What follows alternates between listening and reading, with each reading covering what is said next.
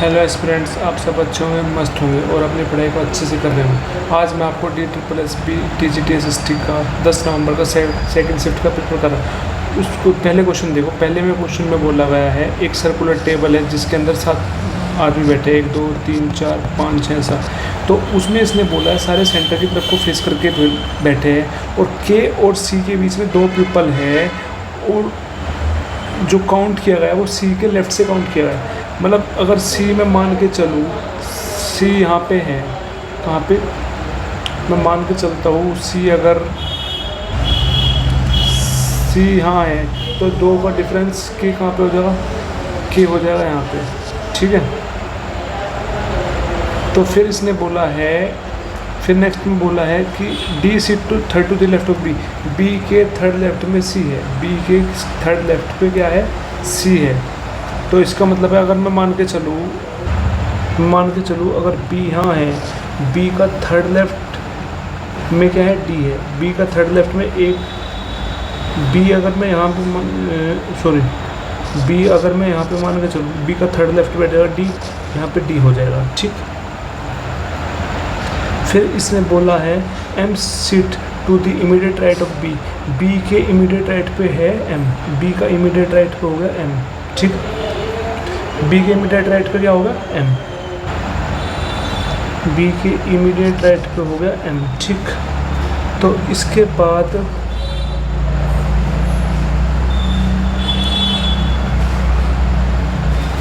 And second to the left of K, K के second left पे है D, K के सेकंड लेफ्ट पे है D,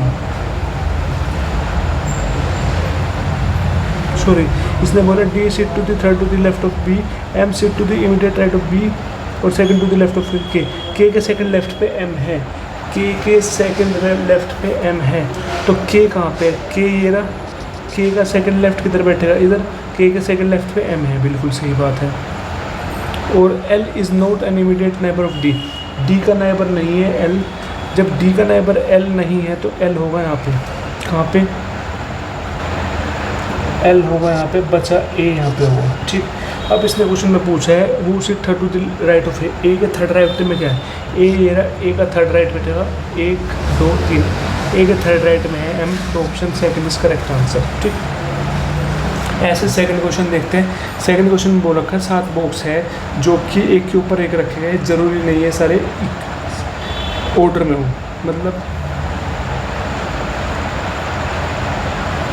मतलब 1 2 3 4 5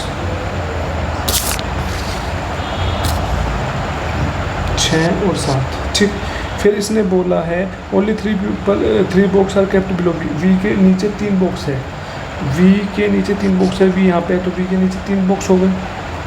only 2 box are kept between V और J, V और J के बीच में 2 बॉक्स है, V और J के बीच में 2 बॉक्स हो गए। Only I is kept above H, H के ऊपर I है, H के ऊपर खाली I है, इसके ऊपर कुछ नहीं है, ठीक है। G is kept at some place below K, K के नीचे किसी भी प्लेस पे G है, तो K यहाँ पे होगा ना भाई, तो G बचे हुए पे हो जाएगा यहाँ पे, ठीक। फिर इसने बोला है at some place above F, F के ऊपर है G, तो F के ऊपर हो गया G। तो how many box are kept between K और J, K और J के बीच में कितने पीपल हैं, K और J कहाँ है, K और J के बीच में 3 पीपल है, तो option first is correct answer, ठीक है। नेक्स्ट क्वेश्चन देखते हैं।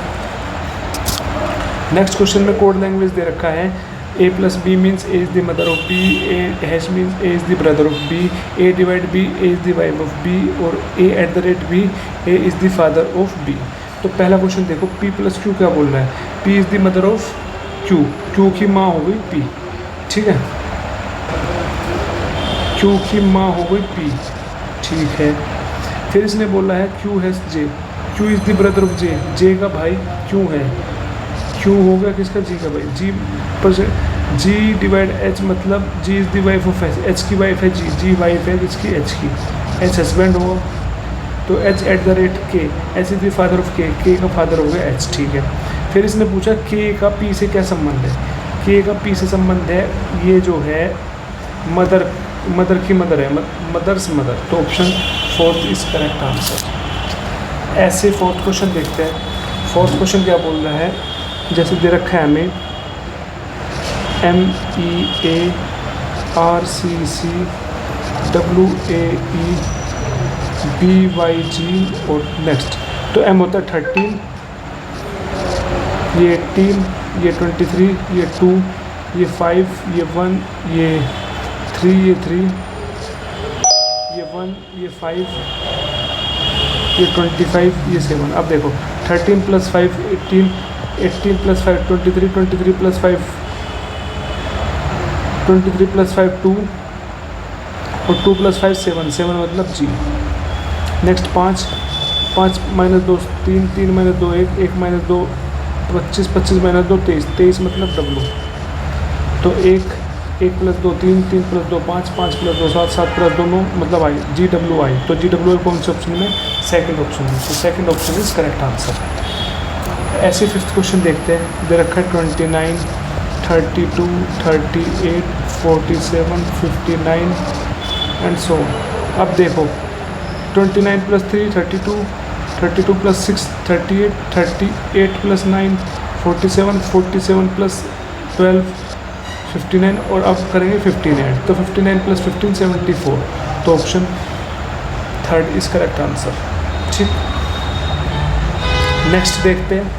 नेक्स्ट बोल रहा है कि एक 3 डिजिट 5 नंबर दे रखे हैं, जिसमें हमें क्या बताना है कि हाईएस्ट नंबर का सेकंड डिजिट। हाईएस्ट नंबर हो गया हमारे पास 986, उसका सेकंड डिजिट है 8।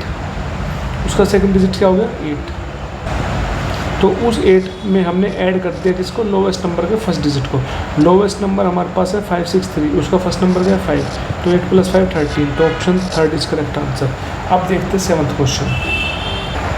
अब देखो सेवन्थ क्वेश्चन। सेवन्थ क्वेश्चन में दे रखा है कि PQRSTUV जो है एग्ज़ाम दे रखा है इन्होंने डिफरेंट वे में, डिफरेंट डेज में, और जो मंडे से स्टार्ट हो रहा है एग्ज़ाम और संडे को ख़त्म हो रहा है। मतलब Monday, Tuesday, Wednesday, Thursday, Friday, Saturday और संडे। ठीक, फिर इसने बोला है कि P has exam on Tuesday. P का एग्ज़ाम कब है? ट्यूसडे को। ठीक है, फिर exactly 3 people have an exam between P और R। P और R के बीच में 3 का एग्ज़ाम है। तो P यहाँ पे 1 2 3, R का एग्ज़ाम होगा सैटरडे को। Q has an exam immediately before U। तो Q का जो एग्ज़ाम है U से पहले है।